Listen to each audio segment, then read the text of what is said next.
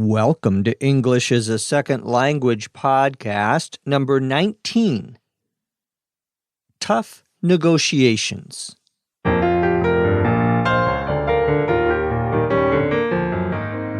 This is English as a Second Language podcast, episode 19. I'm your host, Dr. Jeff McQuillan, coming to you from the Center for Educational Development in beautiful Los Angeles, California.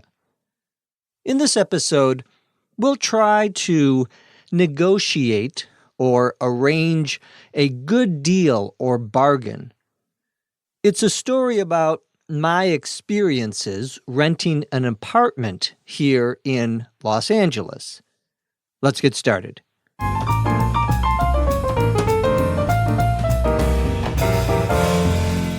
I'm not what you would call the world's best negotiator, but sometimes it's necessary to engage in a tough negotiation. Take, for instance, the time I had to renew the lease on my apartment. This was back in college, when I was renting a small studio in the Miracle Mile area of Los Angeles.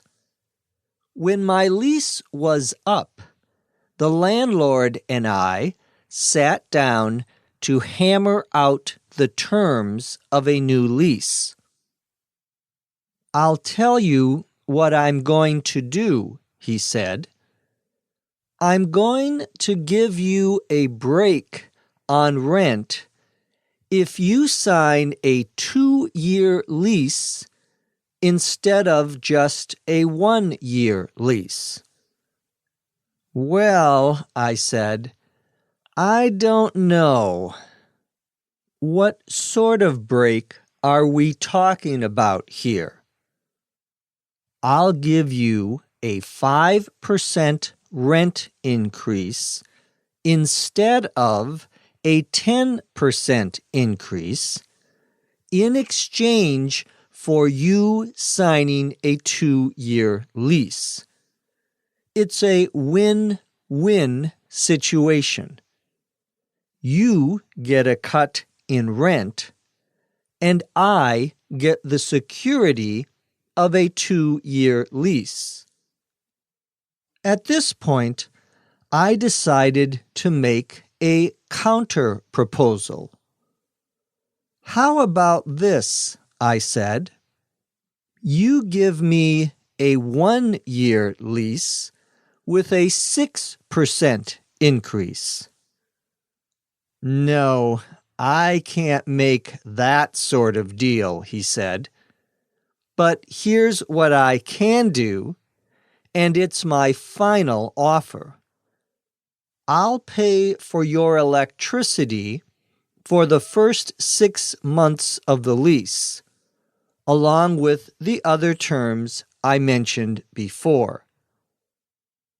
"You drive a hard bargain. Okay, it's a deal," I said. I guess I could have tried to bargain him down a bit more, but I was happy with our agreement. Now all I had to do was sign on the dotted line.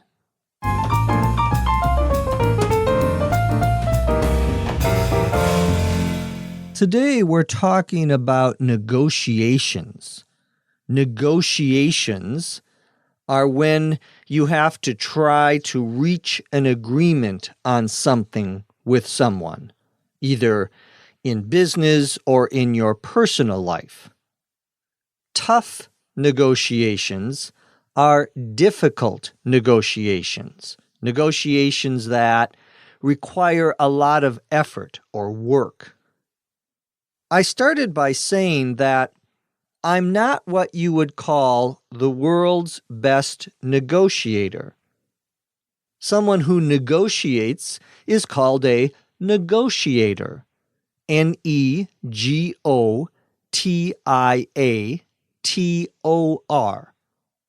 The phrase, I'm not what you would call means no one thinks that I am very good at this, or I would not be called by someone else this thing. We often use it as a way to be humble, to not brag or boast about yourself.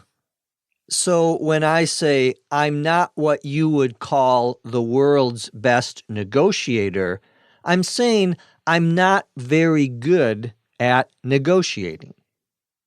When you use this phrase about someone else, it is a criticism.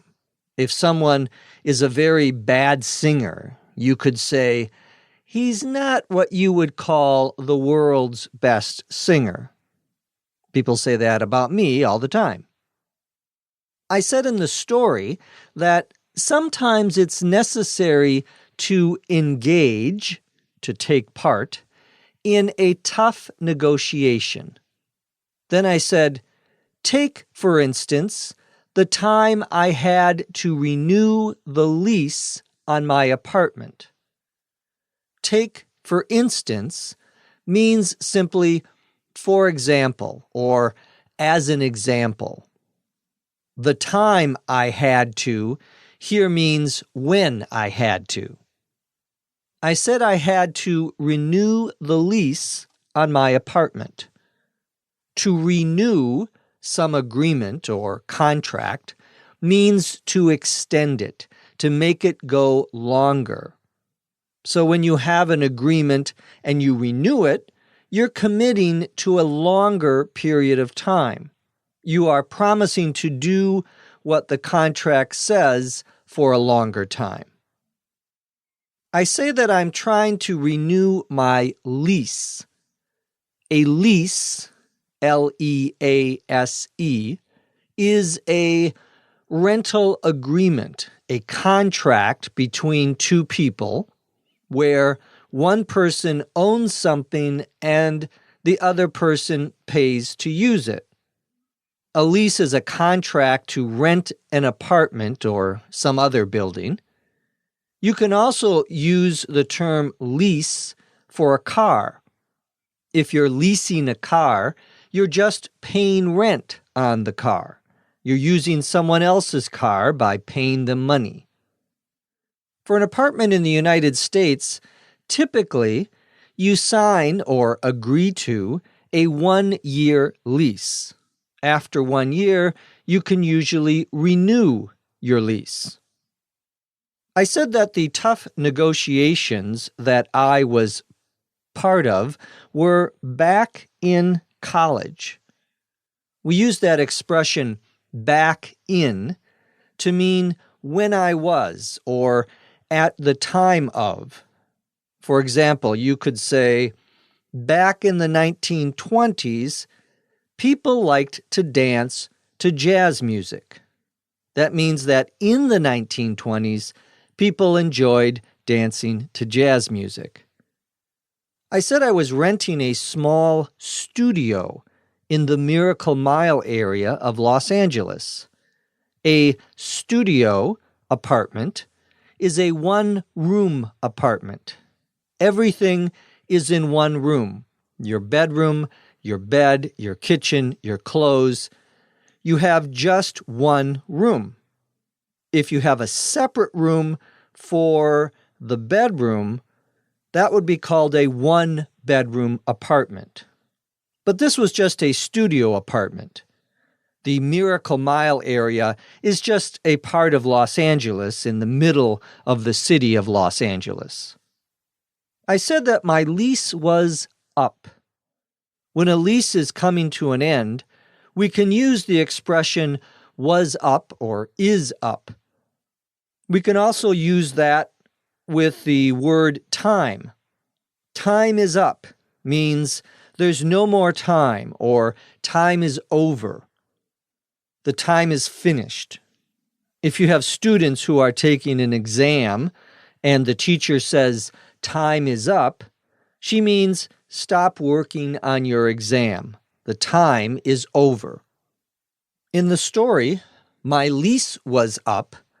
So the landlord and I sat down to hammer out the terms of a new lease. A landlord, Landlord, is someone who owns a building and rents part of the building to someone else. I said I was sitting down or meeting with my landlord to hammer out the terms of a new lease. To hammer out something or to hammer something out means to negotiate, to figure out, to come to a solution. Terms, Terms, in a negotiation are the specific points that you are negotiating about. So, for a lease on an apartment, the terms would be how long the lease is, how much you pay for rent, whether you pay for gas, electricity, and water, and so forth. I then used a couple of expressions that are very common in negotiations, whether it's a personal or business negotiation. One of them was, I'll tell you what I'm going to do. This is an expression that we would use before we give someone our proposal, our ideas for an agreement we are negotiating. The idea here is that we're going to give the person a good deal, a bargain, perhaps a low price. I said that the landlord told me he would give me a break on rent. A break, B-R-E-A-K, here means a reduction, when you make something less. The expression is a break on something. I'm going to give you a break on the price of a new car. Means I'm going to reduce or lower the price for you. The landlord said he would give me a break on rent if I signed or agreed to a 2-year lease instead of just a 1-year lease. I responded to the first proposal by my landlord by saying, what sort of break are we talking about here? The expression, what sort of something are we talking about, means what exactly are the details? For example, my friend wants to go on a trip, and he wants to go camping in a tent out in the middle of the desert. So I say, well, what kind of tent are we talking about here? Meaning, give me more information about it. By the way, I would never go tenting or camping in the desert. In fact, I'd never go tenting anywhere. I am not a camper. Anyway, let's return to our story. I said that the landlord proposed only increasing my rent 5% instead of, or in place of, 10% in exchange for signing a 2-year lease. In exchange for is a common negotiating term. It means you give me something, I give you something. We exchange or give each other something of value. My landlord says this is a win-win situation. Win-win means you win and I win. We both benefit or gain something from the negotiation. The landlord said I would get a cut in rent. A cut in rent is the same as a break on the rent, a reduction in the rent. Now, I wasn't happy with the landlord's first proposal, so I made a counter-proposal.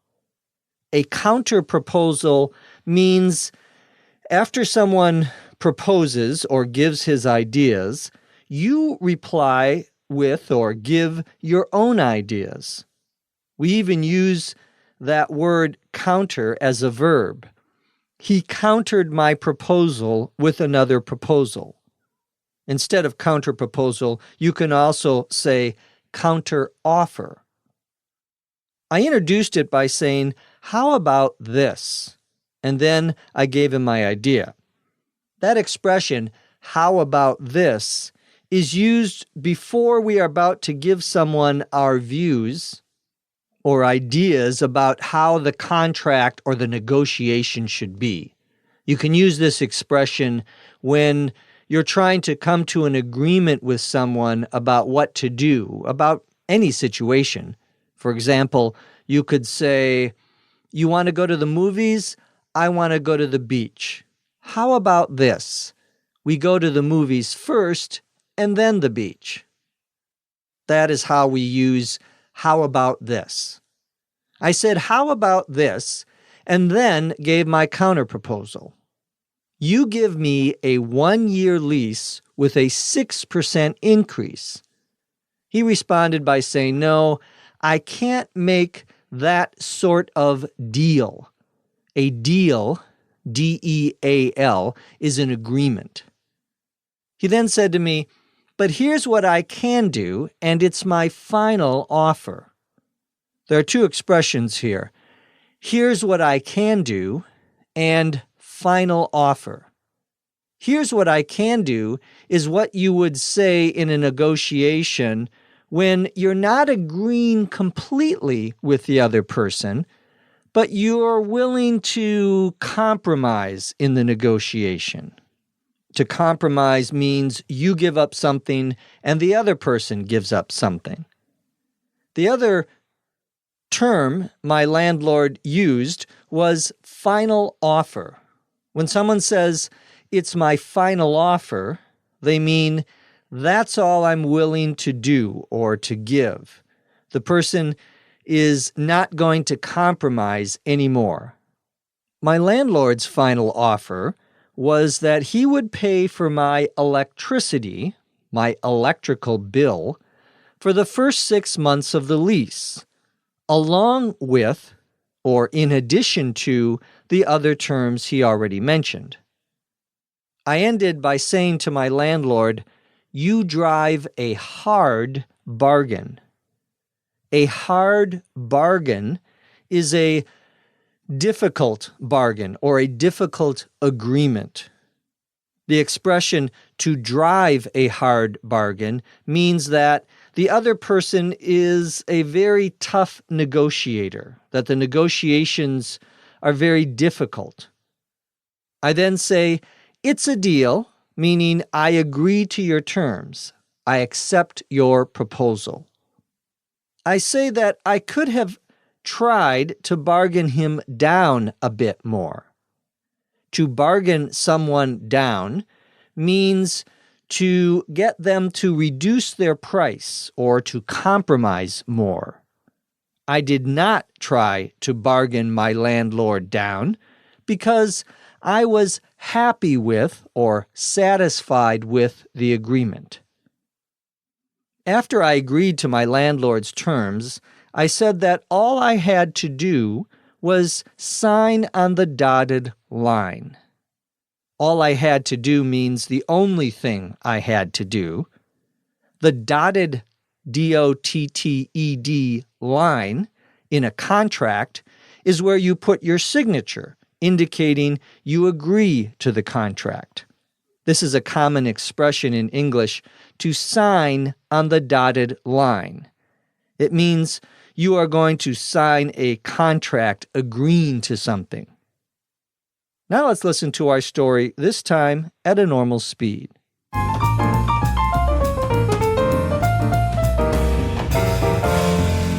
I'm not what you would call the world's best negotiator, but sometimes it's necessary to engage in a tough negotiation.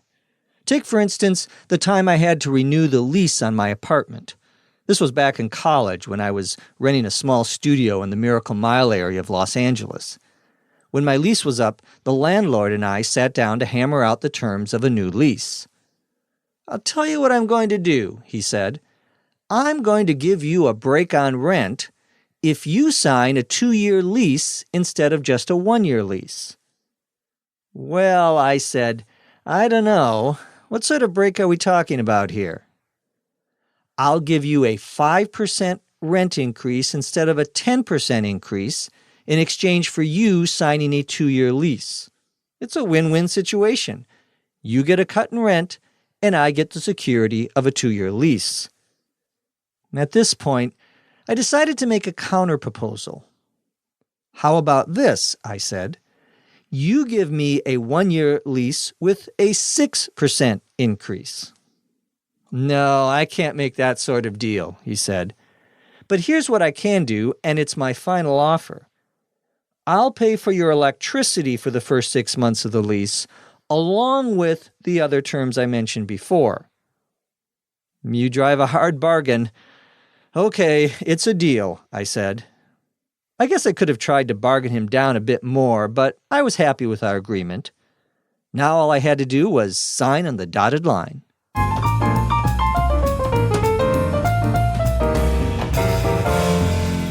The best deal in English language learning is right here on ESL Podcast. That's because we have the world's best scriptwriter, Dr. Lucy Say. From Los Angeles, California, I'm Jeff McQuillan. Thank you for listening. Come back and listen to us again here on ESL Podcast.